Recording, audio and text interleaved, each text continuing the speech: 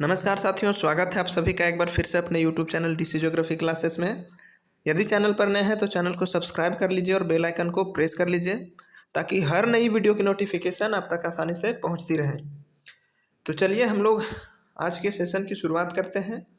और हम लोगों ने चर्चा की थी Jharkhand TGT previous years questions के ऊपर, और अभी तक हम लोगों ने 3 सेशन में 45 क्वेश्चंस को कवर कर लिया है। और अगर आप नहीं देखे हैं तो वो प्लेलिस्ट बना हुआ है, आप वहाँ से देख लीजिएगा। पार्ट 1 में 15 क्वेश्चंस, पार्ट 2 में 15 क्वेश्चंस, पार्ट 3 में भी 15 क्वेश्चंस। तो इस प्रकार हमने 3 वीडियो में 45 क्वेश्चंस कवर कर लिया है। तो आज उसी के क्रम में हम लोग देखने वाले हैं झारखंड हाई स्कूल भूगोल में जो पिछले वर्ष के प्रश्न पत्र है, इसका एग्जाम 2016-17 में हुआ था। तो इसी कड़ी को आगे बढ़ाते हुए आज हम लोग पार्ट 4 करने वाले हैं, पार्ट 4 करने वाले हैं। तो आज भी हम लोग 15 क्वेश्चंस देखेंगे और समझने की कोशिश करेंगे कि टेंडेंसी क्या है प्रश्न पूछने की एग्जाम में, कहाँ से प्रश्न पूछे जाते हैं। तो उन सारी चीज़ों को हम लोग आज डिस्कस करेंगे। काफ़ी इंटरेस्टिंग सेशन होने वाला है और कुछ नया जानने को भी मिलेगा आज के सेशन में। तो चलिए शुरू करते हैं बिना देरी किए आज के सेशन की। हमारा जो पिछले वीडियोस में या पिछले सेशंस का जो लास्ट प्रश्न था वो ये था कि नदी में पाई जाने वाली एक छोटी जापानी मछली को लकड़ी और पत्थर से बने याना नामक एक छोटे बांध बनाकर या बांध का प्रयोग करके उसको पकड़ा जाता है, इसे क्या कहते हैं? तो इसका करेक्ट आंसर था अयु। काफ़ी रिसर्च करने या मतलब खोजने के बाद, सर्च करने के बाद मिला है अयु। तो इसका करेक्ट आंसर अयु है। ओके, आज के पहले प्रश्न की शुरुआत करते हैं हम लोग और देखते हैं आज का पहला प्रश्न क्या है। तो पहला प्रश्न है, जापान में मत्स्य पालन से संबंधित माफ MAFF का पूर्ण रूप क्या है? यानी माफ स्टैंड फॉर, माफ का फुल फॉर्म क्या है? तो maritime agency of fisheries, ministry of fisheries and forest, maritime agency for fishing, और ऑप्शन डी है ministry of agriculture forest and fisheries.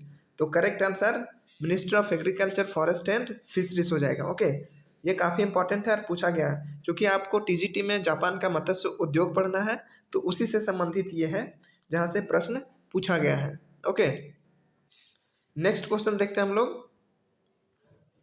और नेक्स्ट क्वेश्चन में देखते हैं हम लोग, तो निम्न में से कौन सा समुद्री शैवाल एक सुस्वाद भोजन के रूप में विभिन्न प्रकार के सूपों में प्रयोग किया जाता है? ऑप्शन है ए नॉरी, बी अवाबी, सी वाकेम और सी हमाची। तो इसका जो करेक्ट आंसर है वो है ऑप्शन नंबर सी वाकेम। क्या होता है वाकेम?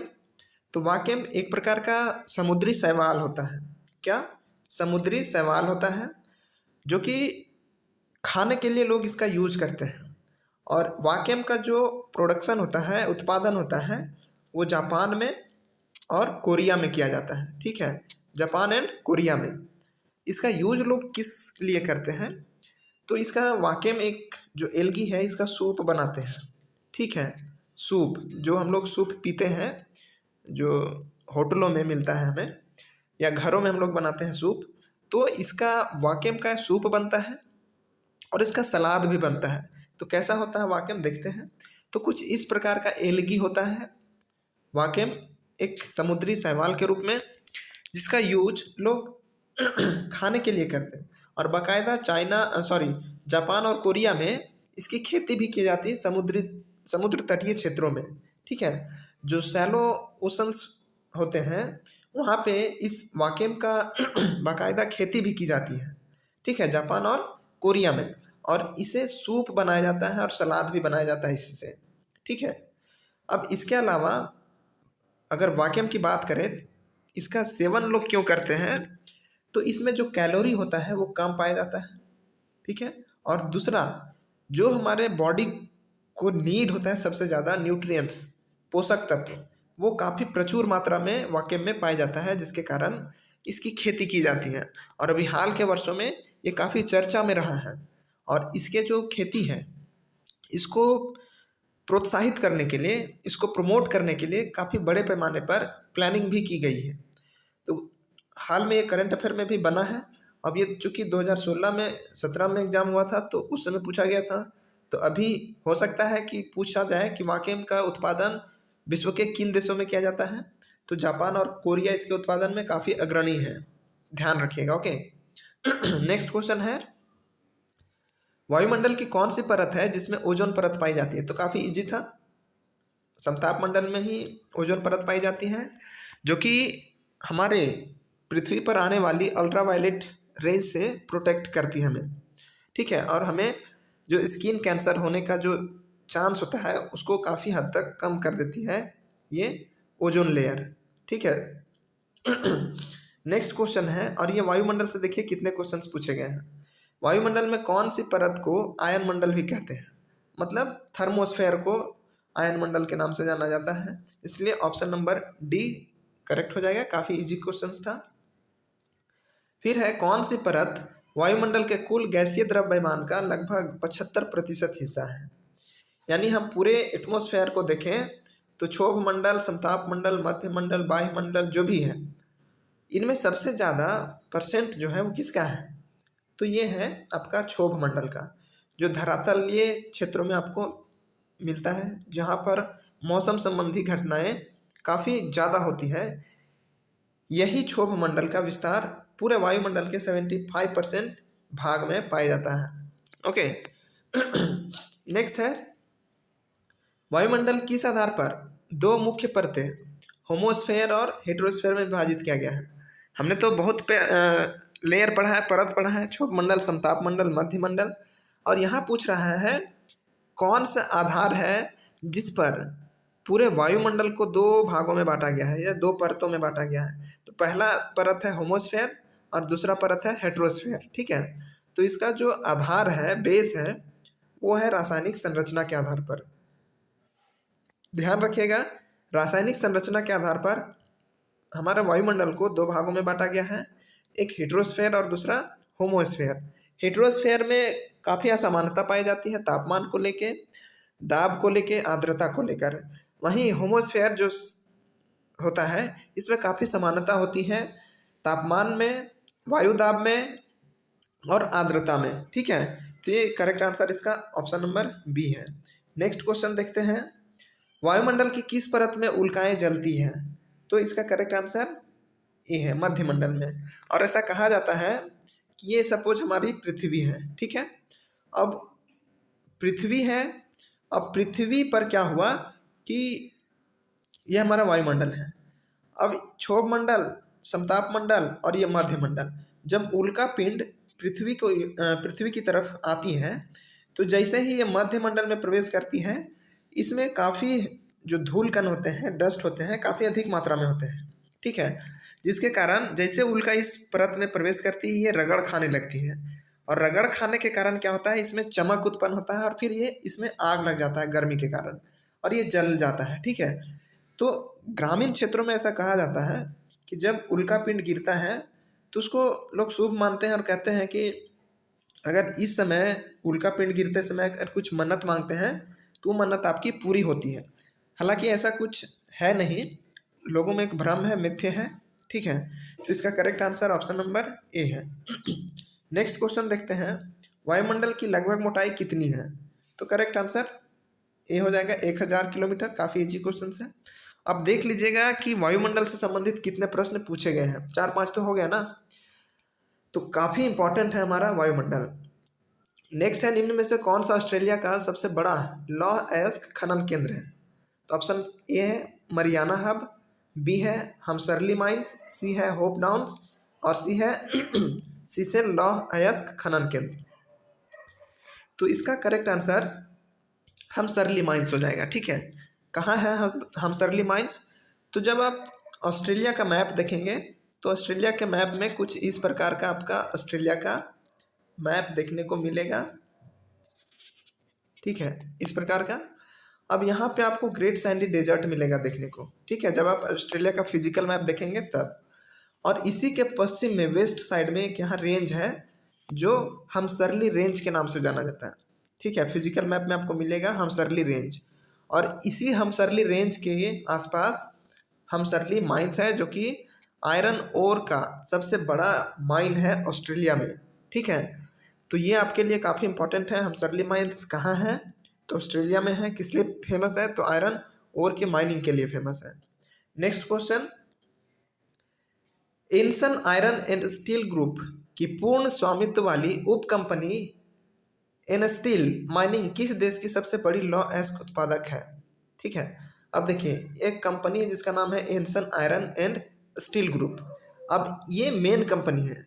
अब इसी की कुछ उप कंपनियां भी हैं जो इस कंपनी के अंडर कार्य कर रही है, जिसमें है एन स्टील माइनिंग। ठीक है, तो ये कहाँ की है? तो ये चाइना की है। कहाँ की है?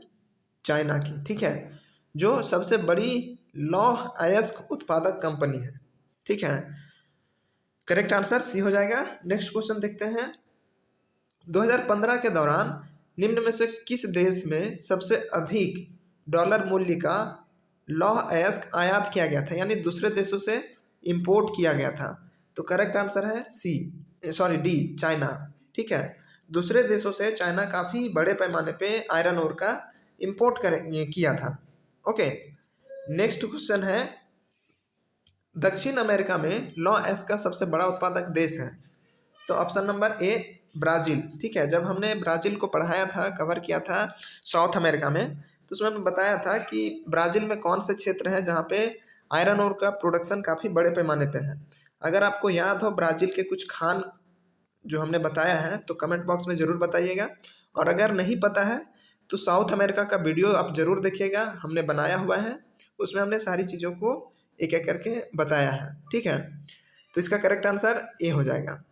नेक्स्ट क्वेश्चन देखते हैं, मैग्नीटो गोसर्क लोहा एवं इस्पात कारखाना कहाँ स्थित है? तो ये रूस में स्थित है, मैग्नीटो गोसर्क। ठीक है, ये काफ़ी इंपॉर्टेंट है, कई बार पूछा जा चुका है।